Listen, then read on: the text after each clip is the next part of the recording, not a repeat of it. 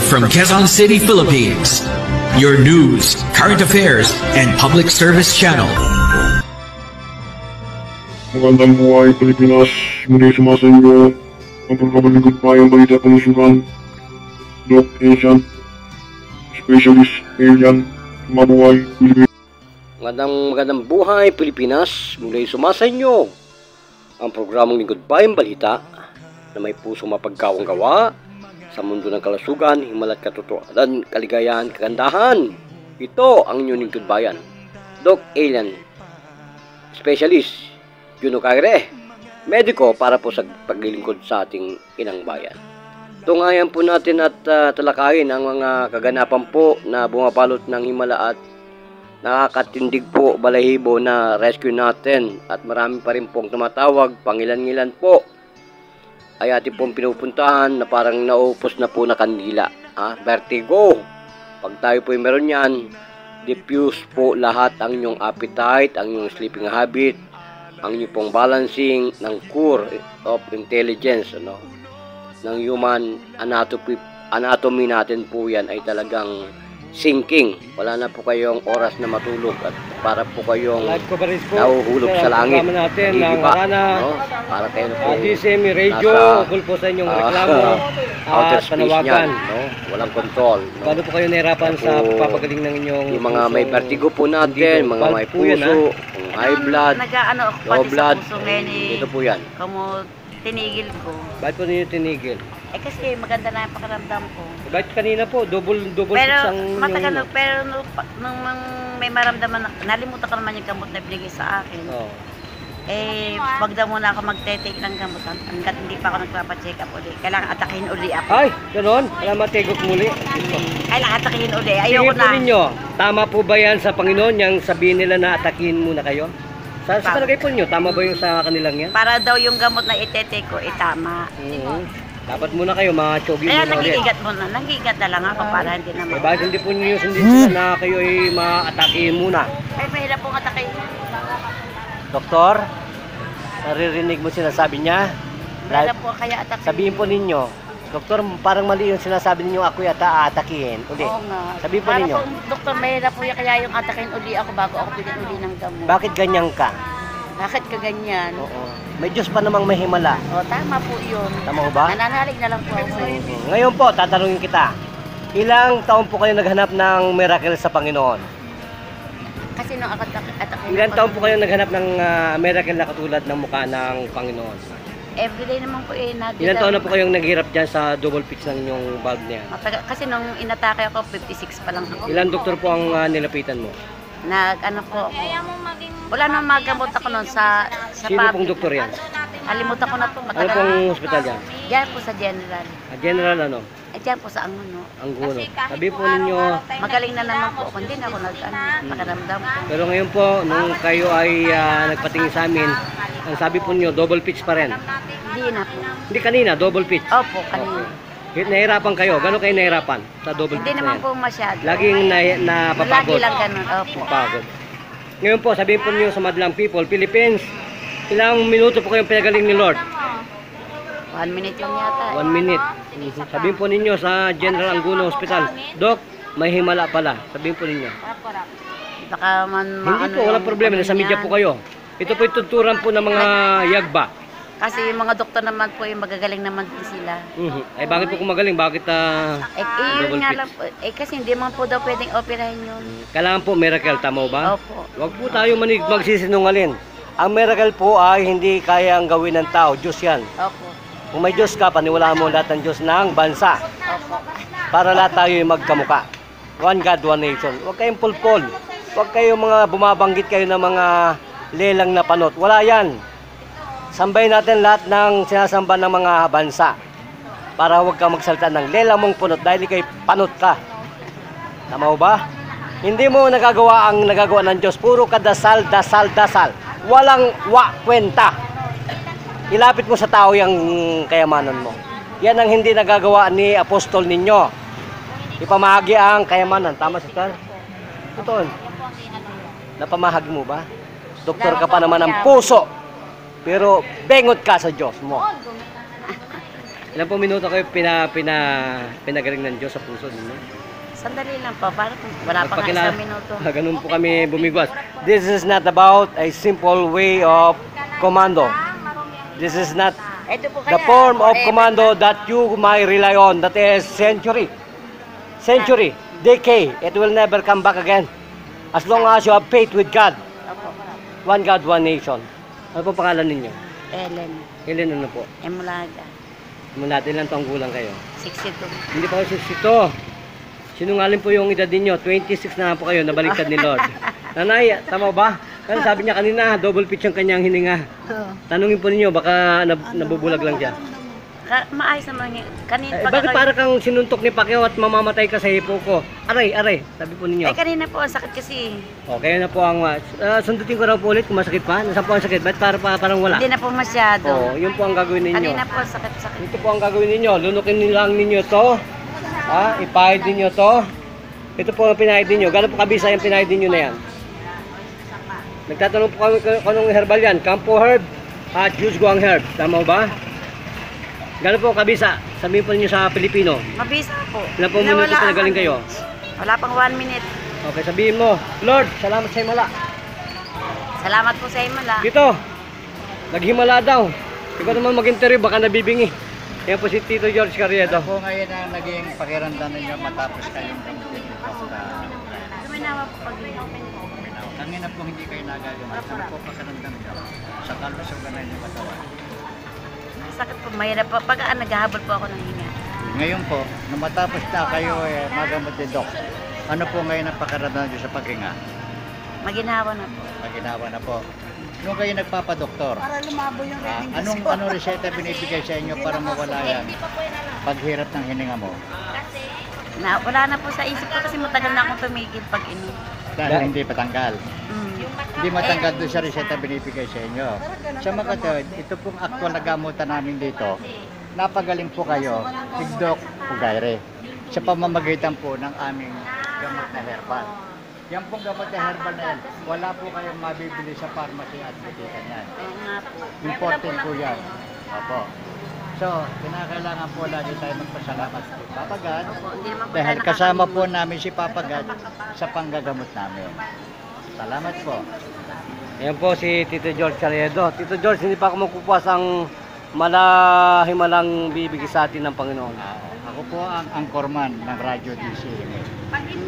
Live po yan tuwing araw na linggo, alas 8 hanggang alas 9. Mapapanood po nyo kami sa internet at mapapakinggan din nyo kami sa radyo. Ayan. Ano po panawagan sa Panginoon at sa buong mundo, sa Pilipino lalo na, magpagamot kay Dr. Carriedo. Ayan, George Carriedo. At sa kay Master Ugayre. So wala po bang parting message sa mga may karamdaman ng puso? Panawagan mo sa kanila, magpagamot na. Magpagamot na. Sa? Kay Dr. Carriedo. Yes! Kape! Bingo! Salamat po. Ito pa rin po kayo sa nagpapatrol at yung gumpahid po. Dito po sa ating bulwagan ng Batiltan, Barangay San Vicente, Taytay Rizal na nagbibigay po. Yan po si Honorable Chairman Domingo Perez na nagbibigay po kayo po ng paglilingkod sa kalusugan. Nagpapatrol at kasama po natin si George Carriedo. Diyos Mabalos, Philippines. Yes, so, nako. Dito po. Sa sugat mo,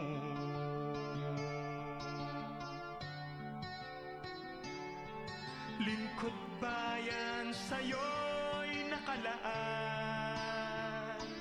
Narito kaibigan ko, palad namin alay sa'yo sa gitna. Okay, magandang araw po at umaga sa atin lahat mga kababayan. Yan po ang footage natin pong nakalat sa lansangan at marami pa rin pong tumatawag mga kababayan. Pangilan-ngilan talaga. Ang kahit na senior citizen na talagang outpatient na po sa mga lansangan natin, mga ospital na talagang nais nila ng miracle pa rin na hindi makakadaugaga na makakain. Puro fullness bloated na, no? Siyempre, pag lagi po tayong lulunok ng mga goma po yan, synthetic yan po ay hindi nawawala sa bituka natin. Kaya po during the time of our aged, mga elderly na po tayo, mararamdaman po natin yung mga ginawa mo natin na paglunok at pagkain po ng mga tableta na yan. Kaya po, kung wala po kayong katulad natin na masasalingan, ang sasarap ng mga binabato nila, masarap na po ang aming tulog, kain ay salamat naman. At himala, wala naman pong problema at wala po talagang tayong magagawa at masisisi dito. Sapagkat yan po ang trend ng health and support. Kung wala pong health and support, ay di lalo na po tayong na-chogi, no? So, wag po natin sisisihin ang mga manggagamot po natin kasi yan po ang paraan para po rin kayo ay matulungan ng ibang manggagamot. Ngayon, kung gusto lang po ninyo ng miracle, yan po wala tayong pag-uusapan. Nandiyan po tayo. One God, one nation. Kaya po, wag natin pong alamin kung maganda pa yung tableta o pangit. Yan po maganda kasi gamot yan syempre. So, wag lang po natin bigyan ng maling interpretasyon ang mga ganitong gamutan sapagkat normal po yan, no? Yan po ang way of good treatment ng ating mga gamot. Okay lang po yun. Ngayon, sa Panginoon po, salamat po yung mga taga Mindoro dyan, Masbate, Romblon, Bisaya, Mindanao, Los Biminda. Salamat po sa mga comment ninyo, ano? At syempre mga classified po to, hindi po natin talaga ibibigay, no? Pero alam ko naman pag may mga intel yan, makikita yung mga mga communication mo sa social media. Cybercrime, magagaling nga mag-locator kung talagang ginagawa mo sa iyong buhay. Kaya, no questions asked, no? Siyempre, ganyan ang mga intel work, no? Kasi cyber yan eh. Alam po nila ang ginagawa ng mga katulad ng personality sa ganitong larangan ng panggagamot. May mga concealed ano po yan. Hello Garci, para hindi nila malaman ang ating talino na ginagawa natin sa Diyos. So, lahat po ay aga po natin. Yung mga nababalisa po dyan, nakandila na talaga ang buhay. Wala pa po 3 segundo, magaling na po yan. Siguro lang kalawang, mga 2-3 ay matitira. So, may resbackers po tayo. May sweto po tayo na ginaganap. At hindi lang po pang spiritual ang ating pong bukasyon, no? Kundi malapay, port state po yan. Physical, mental, emotional, spiritual. Lahat po yan, no? Ay akap po natin. So, sa lahat po ng mga natulungan po natin, recommenda po ninyo ang inyong lingkod. Bagamat ang mata na po ng balita at ulo ay binibigyan po natin ng paningin. At agam-agam na marating po ang mga senior citizen elderly. Yung po ang targetahan natin talaga at sapagkat akaunti na po ang kumakalinga ngayon, no? Wala po tayong pag-uusapan sa pera, kaya po nabibigla ang mga senior. Ay bakit naman ganun? Mag-home service ka, ikaw na nagbabayad ng lahat ng panggasolina ng choppers mo sa helicopter. Oh, naku, Diyos ko po. Isasoli ko na po itong choppers, baka tayo po ay mahuli rin ng mga idol natin. Hayaan po ninyo na tayo po ay magmotor-motor ng kalag-kalag, no?